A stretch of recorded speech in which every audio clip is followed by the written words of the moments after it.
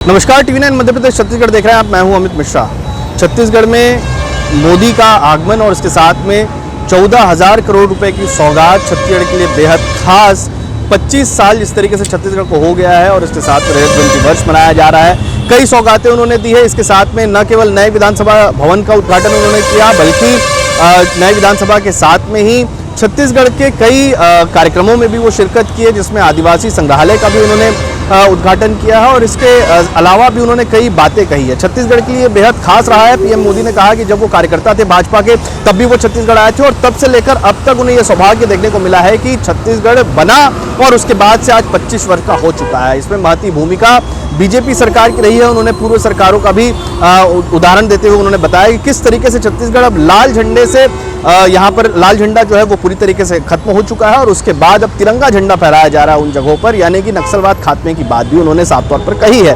कुल मिलाकर छत्तीसगढ़ को ये सौगातें और पीएम मोदी के आगमन के बाद राजनीतिक हलचल यहाँ पर तेज हो चुकी है। छत्तीसगढ़ के स्थापना दिवस पर आज कई कार्यक्रम रखे गए थे, जिसको लेकर खास तौर पर मुख्यमंत्री ने इसकी शुरुआत की है। राज्योत्सव की शुरुआत 1 नवंबर से 5 नवंबर तक यहाँ पर किया जाएगा। छत्तीसगढ़ सरकार ने फैसला लिया था कि 3 दिन का राज्योत्सव नहीं होगा, इस बार 5 दिवस तक राज्योत्सव चलेगा, क्योंकि रजत जयंती वर्ष यहाँ पर मनाया जा रहा है। कई यादों को उन्होंने याद भी किया कि छत्तीसगढ़ से कई यादें हैं और खास तौर पर छत्तीसगढ़ बनने के बाद उसके विकास से लेकर राज्योत्सव में किस तरीके की भूमिकाएं हैं, ये उन्होंने बताया। अटल बिहारी वाजपेयी को उन्होंने याद किया और उन्होंने साफ तौर पर कहा कि जो स्वप्न उन्होंने देखा था वो स्वप्न अब पूरा होता हुआ नजर आ रहा है। मोदी के आने के बाद अब छत्तीसगढ़ में जो 14,000 करोड़ रुपए की सौगातें मिली है, उन सौगातों से राज्योत्सव के साथ में अब किस तरीके के फायदे आने वाले दिनों में आम जनता को मिलेंगे, ये देखना भी दिलचस्प होगा। छत्तीसगढ़ से राजधानी रायपुर से लेकर न केवल छत्तीसगढ़ बल्कि राष्ट्रीय और अंतर्राष्ट्रीय स्तर पर छत्तीसगढ़ का नाम रोशन करने वाली तीजन बाई को भी मुख्यमंत्री के साथ में प्रधानमंत्री ने आज उन्हें याद किया। पीएम मोदी ने फ़ोन करके उनका स्वास्थ्य लाभ जाना है। लगातार तीजन बाई स्वास्थ्य के कारण कमज़ोर चल रही हैं और इसके साथ ही उनके स्वास्थ्य को लेकर लगातार खबरें भी निकलकर सामने आती थी उनके स्वास्थ्य बिगड़ने को लेकर, तो आज उन्होंने हालचाल भी जाना है।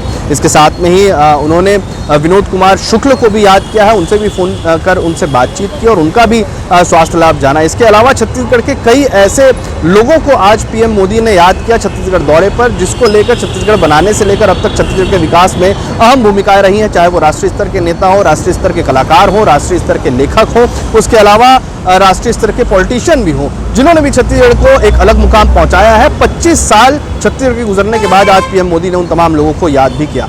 छत्तीसगढ़ के बिलासपुर में हुए गोलीकांड को लेकर अब नया खुलासा हुआ है। इसमें अकबर खान नामक कांग्रेसी नेता की इन्वॉल्वमेंट की बात सामने आ रही है और जिनके ऊपर गोलीबारी हुई थी वो भी कांग्रेस के ही नेता हैं। तो वर्चस्व की लड़ाई की बात यहाँ पर निकलकर सामने आई है। पुलिस ने बताया है कि किस तरीके से अकबर खान ने इस पूरे मामले का षड्यंत्र रचा था। उन्होंने आरोपियों के साथ में बैठक की थी और बैठक के साथ में उन्होंने हत्या की साजिश में शामिल होने की बात भी जो पुलिस है उसने यहाँ पर अपने खुलासे में कही है। फिलहाल ये मोड़ लगातार दिलचस्प होता हुआ नजर आ रहा है। जब भी छत्तीसगढ़ में कोई घटना होती है उस पर भाजपा का ये कहना रहता है कि छत्तीसगढ़ में कांग्रेस के लोगों का ही हाथ है। अब कांग्रेस के ही एक नेता पर, कांग्रेस के दूसरे नेता पर हत्या का यहाँ पर आरोप लगा है। अब देखना दिलचस्प होगा कि फिलहाल इस गिरफ्तारी के बाद और क्या कुछ खुलासे होते हुए नजर आते हैं और क्या वर्चस्व की लड़ाई थी या फिर इस पर और कोई खुलासा भी होता हुआ नजर आएगा।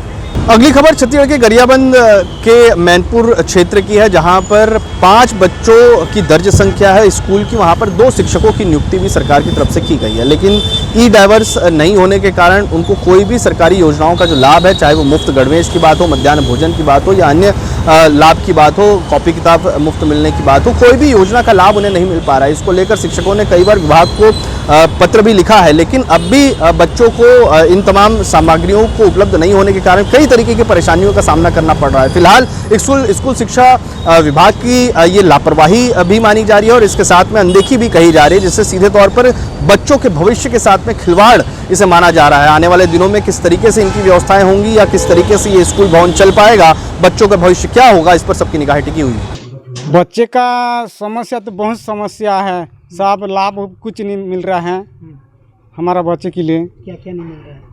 मध्याह्न भोजन ना मिल रहा है, ना कलम पेन किताब कुछ नहीं मिल रहा है। ड्रेस पता नहीं मिल रहा। फिर हाल स्कूल तो डाइस्कूल तो बंद है, ठीक है साहब, तो प्रधान पाठक नहीं देना था, बंद है बोल के कुछ जान रहे हैं, क्यों दिया? नहीं देना था। अरे हमारा बच्चे को उतना तकलीफ कर रहे हैं, तकलीफ में रख दिया है, तो वो तो ठीक नहीं है ना। उस समस्या को अब सुविधा करना ही पड़ेगा। तो क्या इस मामले को लेकर आप किसी अधिकारी से बात किए? अधिकारी के तो दे दे के हम थक गया ना साहब, लेकिन हमारी बात कोई सुना ही नहीं हुआ है। तुम्हारा स्कूल का डाइट बंद है, जब चालू होगा तब लाभ मिलेगा बोल रहे हैं। अच्छा, कितना दिक्कत हो रहा है? जर्जर स्कूल भी है। स्कूल में बहुत जर्जर है, दिक्कत बहुत। सर यूडाइस तो बंद है। यूडाइस के बंद होने के नाते पूरा जो लाभ मिलना चाहिए बच्चे लोग को नहीं मिल रहा है। तो क्या अपने उच्च अधिकारी को बताया? जी, संकुल सानवर के माध्यम से पत्र लिखन किया गया है, लेकिन अभी तक तो कुछ ये नहीं मिल रहा है। सर, मध्याह्न भोजन और फिर ये शाला गणवेश या फिर किताब? ये गणवेश तो मिल रहा है सर, लेकिन पुस्तक नहीं मिला है। और मध्याह्न भोजन का जो कूपन और राशि, कब से मध्याह्न भोजन बंद है? मध्याह्न भोजन इस सत्र से बंद है। जी जी, अब देखिए सर, हमने बहुत प्रयास किया सर उंगरपाड़ा को भी।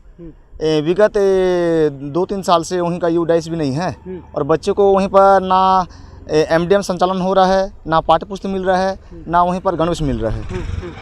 हमने उच्च अधिकारी को भी यही मतलब बात पहुंचाई कि ऐसे ऐसे बात है, तो उच्च अधिकारी का कहना है कि अरे ये तो सब है कि नहीं, यूडाइस बंद हो गया है तो यहीं कुछ नहीं मिल सकता, ना स्कूल को बंद कर रहे हैं ना कुछ कर रहे हैं। जी जी, तो क्या आपने उच्च अधिकारी को बताया? जी जी बताएं सर, मैं बीआरसी को बताए हैं, हमारे डीओ सर को बताए हैं, हमारे डीएमसी सर, सभी जितने भी हमारे जिला तक उच्च अधिकारी को अवगत कराया गया है सर। छत्तीसगढ़ की इसी तरह की खबरों के लिए बने रहिए TV9 मध्य प्रदेश छत्तीसगढ़ के साथ।